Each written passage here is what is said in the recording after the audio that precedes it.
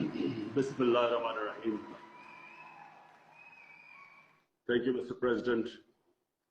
And let me just thank the Islamic Society of North America giving me this honor to speak on your, I believe, the 56th convention.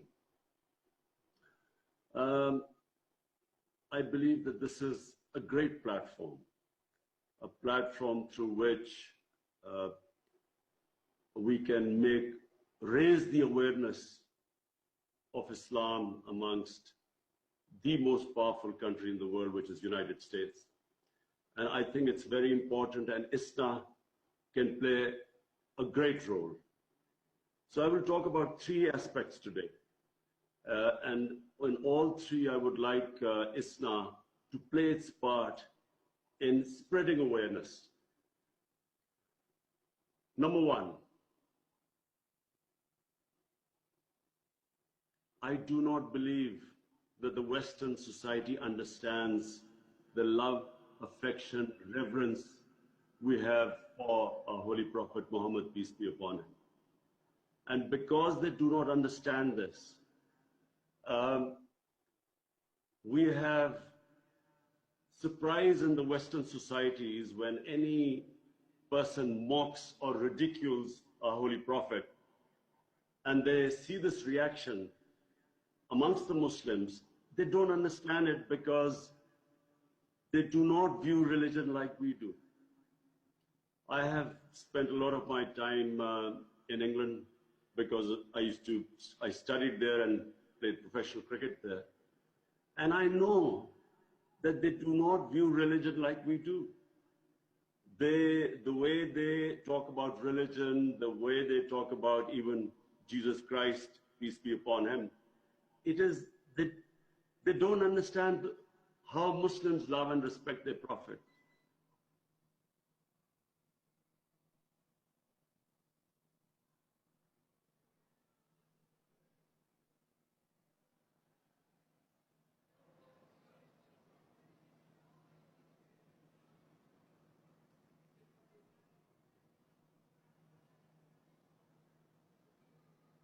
He feels about the Holocaust.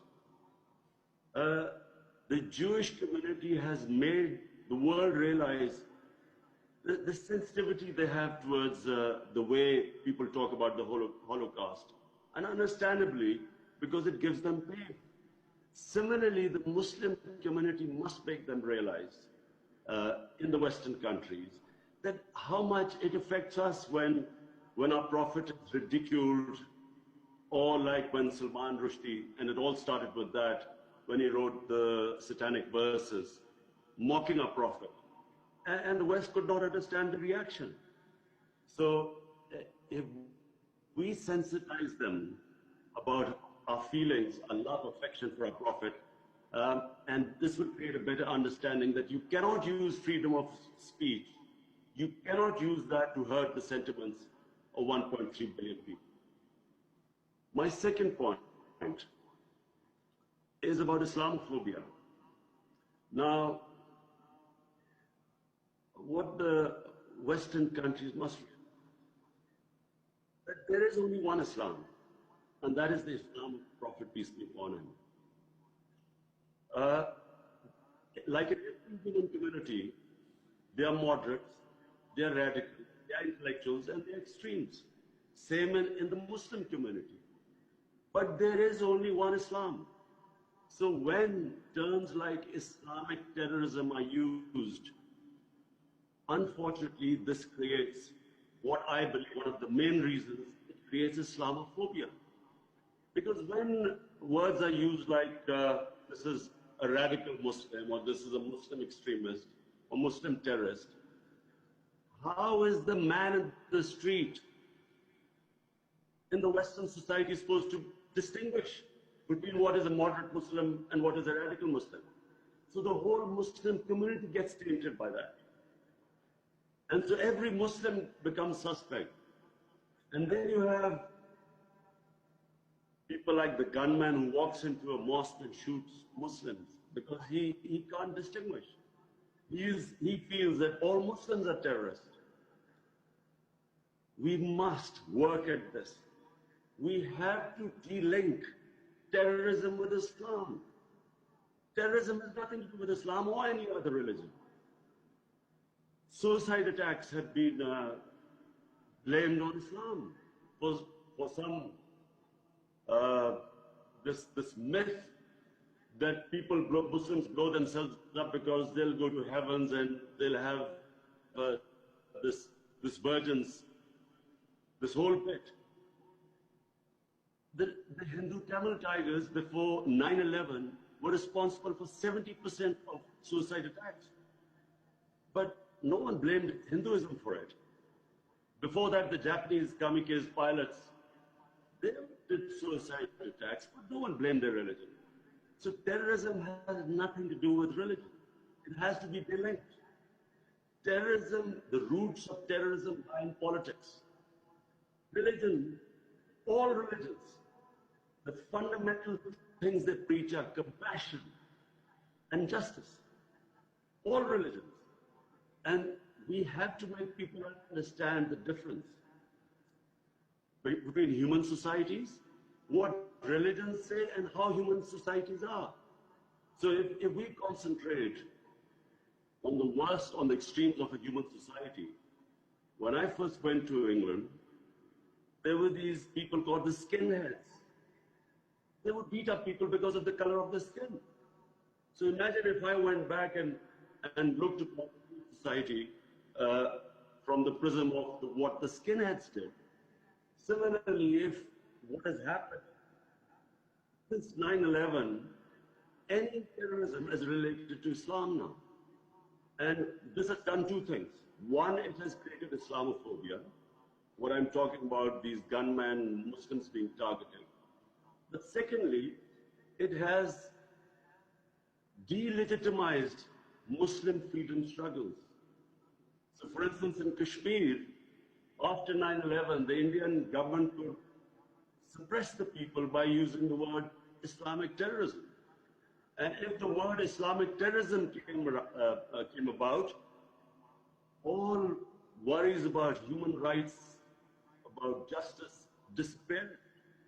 People in the Western countries, the moment a movement was labeled Islamic radical to terrorism, that was it. The whole Western world would have cast a blind eye on it. They wouldn't talk about it.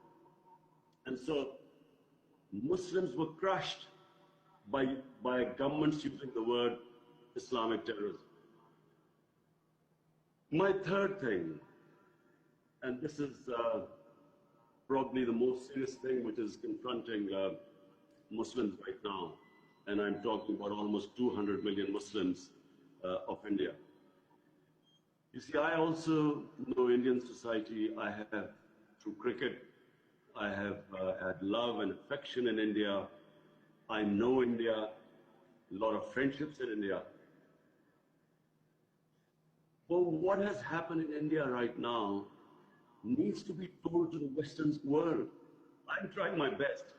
But from Islam's platform, you have to make a concerted effort to make people understand this phenomenon which has taken over India.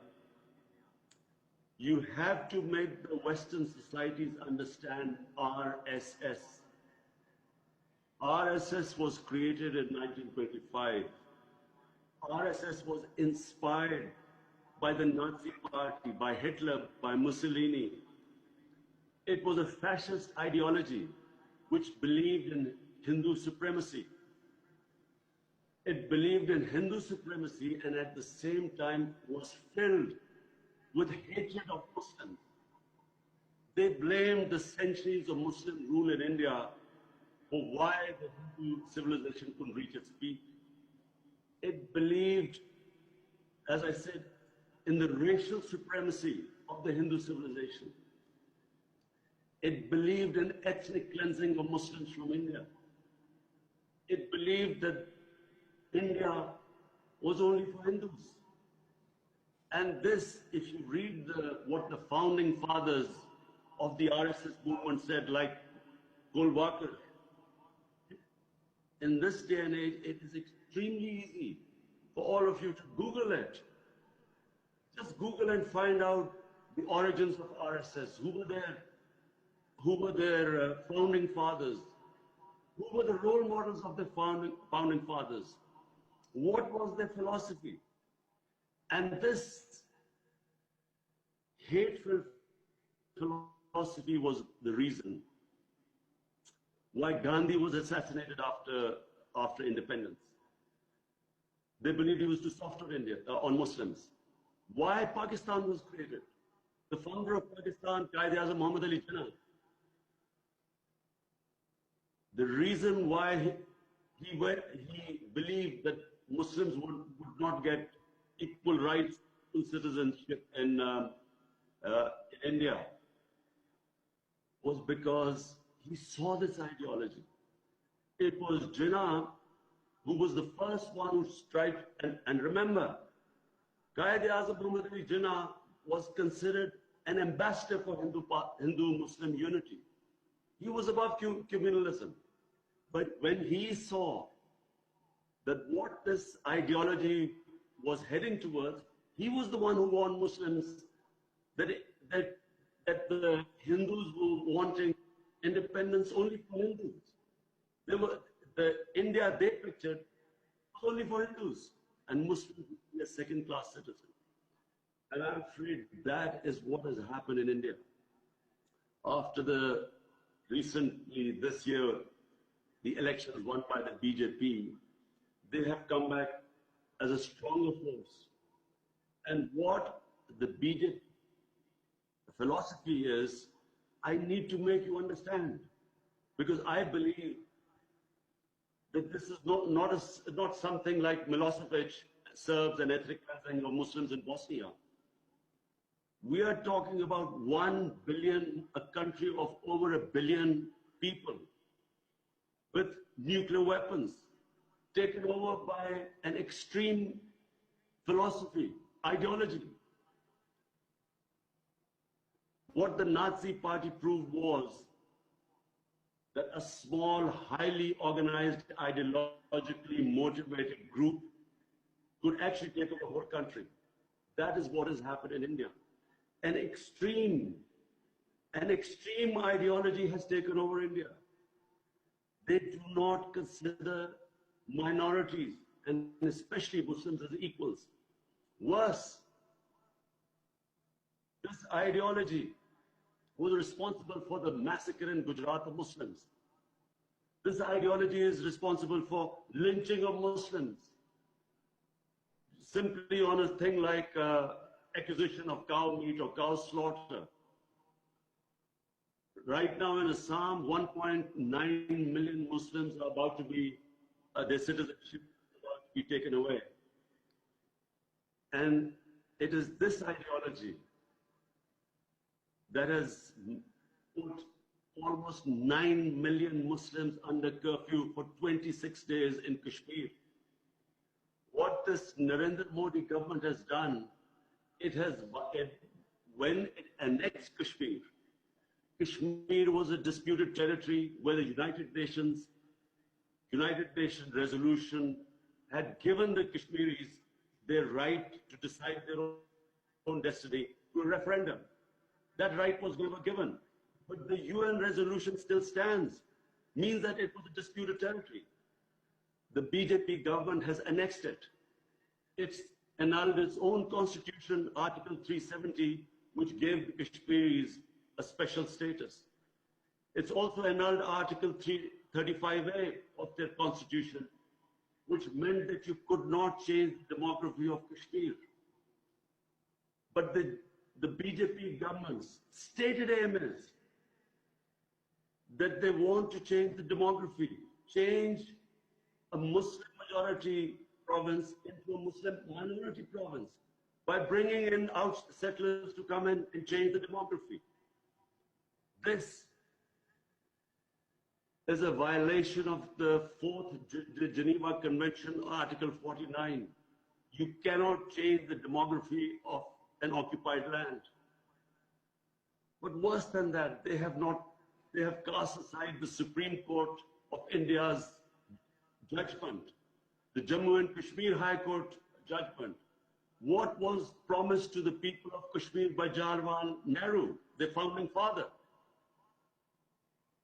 And again, I repeat, it's 26 days the people of Kashmir are under curfew. They have shut out all media, all internet, no news is coming out of there. We believe that what is happening in Kashmir is that RSS goons have been let loose amongst the population. We believe people are being picked up. What reports are coming out? Boys are they go into houses and pick up boys. 8,000 people so far have been put in prison. 4,000 people have been taken out of Kashmir. All their leaders have been put under arrest. Even the opposition leaders were not allowed to go inside Kashmir to see what is happening there. And that is what I want ISNA to do. Raise awareness. In the 21st century, this is happening. And this is happening, an ideology which openly states that they want to change the demography of the people of Kashmir, which openly states that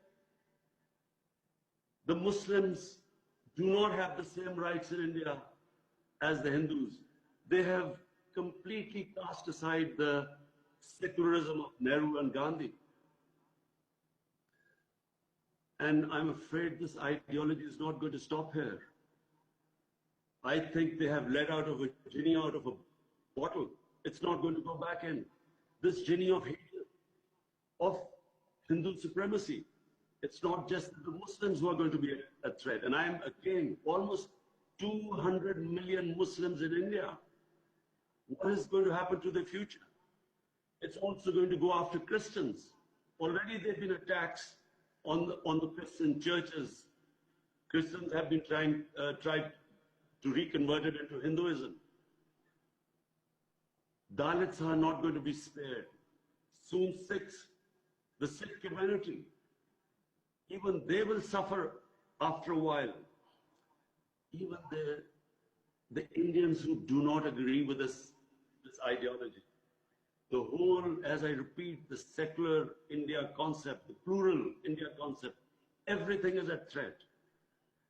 And Pakistan, we fear in Pakistan that we are not dealing with a rational government in India.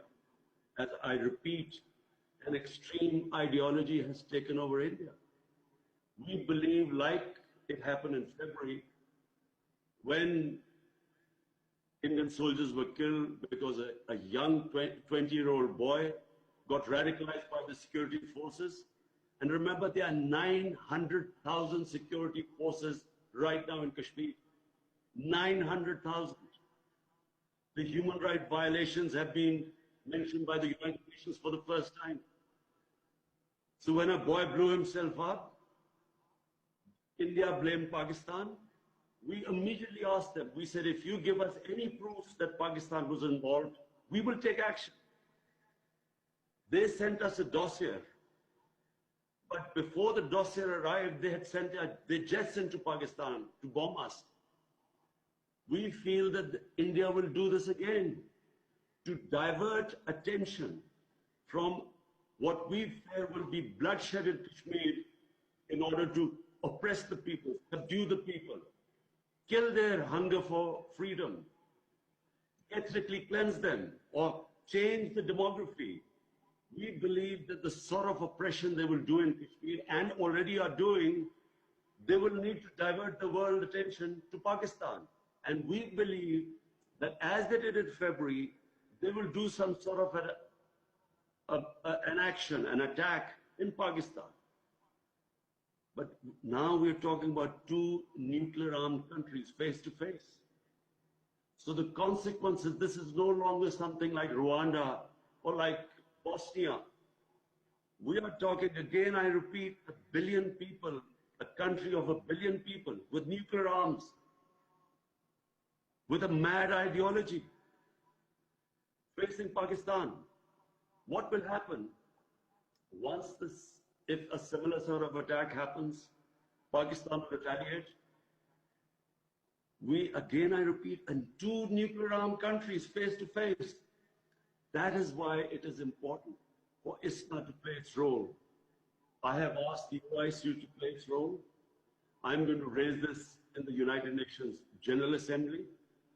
But you, as the largest Muslim body in North America, has a very important responsibility.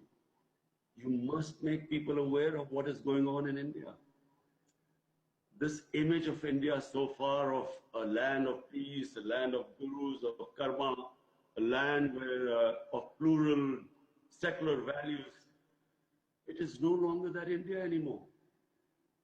The previous Home Minister of India, which was the Congress Home Minister, his public statement that in the RSS camps, terrorists are being trained.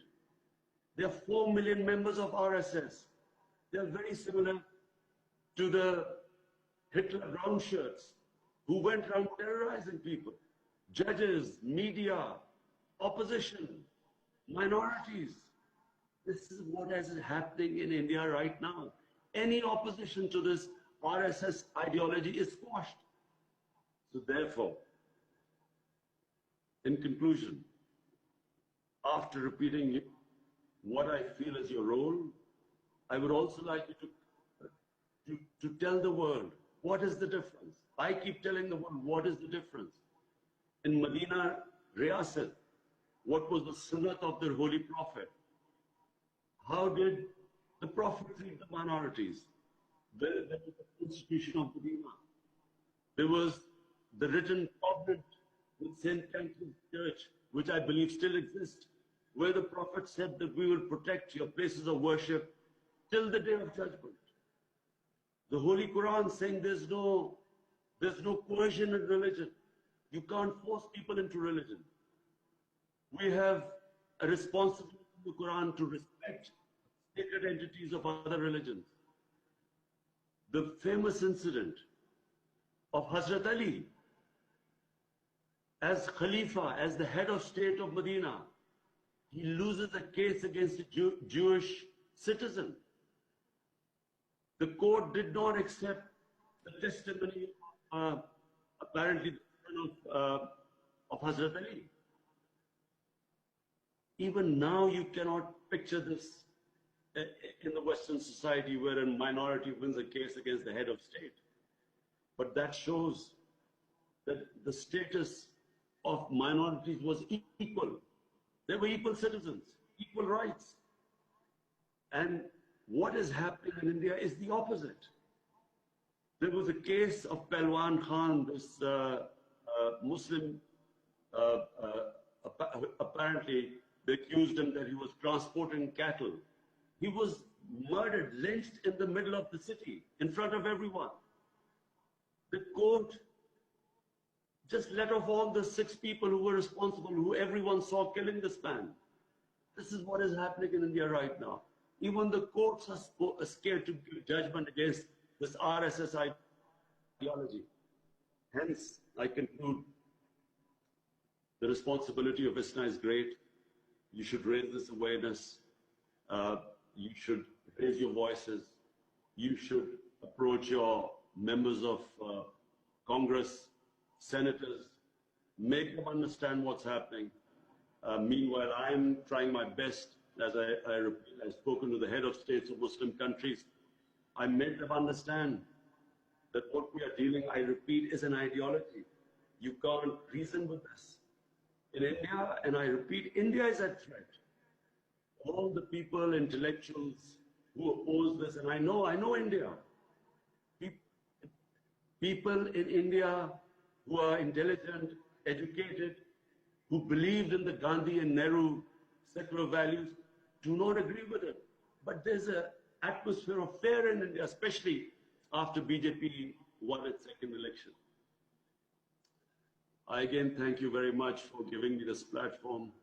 I feel it's a great honor, and I wish that ISNA goes and plays its role of spreading awareness, making people understand Islam, and then try to de-link all this. I'm sad to say that Majority of the people do not understand Islam in the West, but there's a tiny minority which deliberately tries to portray Islam in this light, linking it with terrorism. And I do hope that you will, and I believe you will be able to eventually make people understand what is Islam and all the propaganda against it. Thank you very much.